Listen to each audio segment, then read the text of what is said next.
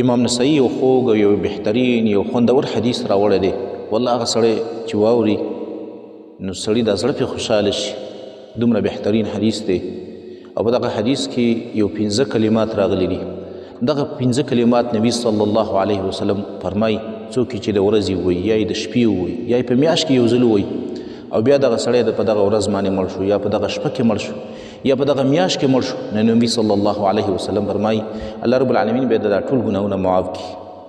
حدیث کې راځي عن ابي هريره رضی الله تعالی عنه قال رسول الله صلی الله علیه وسلم. ابي هريره رضی الله تعالی عنه فرمایي رسول الله صلی الله علیه وسلم فرمایلی دي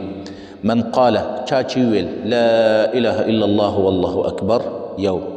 دویم لا اله الا الله وحده، دریم لا اله الا الله ولا شريك له،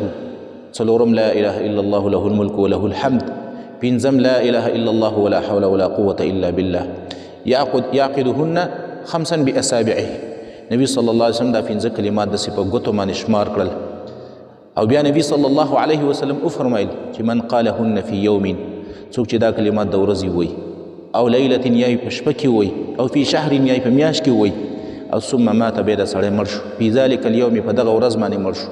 او فی تلک اللیله یا په دغه شپه کې مړ شو او فی ذلک الشهر یا په دغه میاشت کې مړ شو، نبی صلی الله علیه وسلم فرمایي غفر له ذنبه، الله رب العالمین به دته د ټول ګناهونه معاف کړي. څومره د خوشحالۍ کلمات دي، څومره بهترین کلمات دي چې زموږ او ستاسو د زمانو ګناهونه په الله رب العالمین معاف کوي. که په دغه ورځ بیا موږ مړ شو یا په دغه شپه کې الله موږ له مرګ راولي یا په دغه میاشت کې موږ له الله مرګ راولي، الله رب العالمین به زموږ او ستاسو ګناهونه ختم کړي او الله به معاف کړي.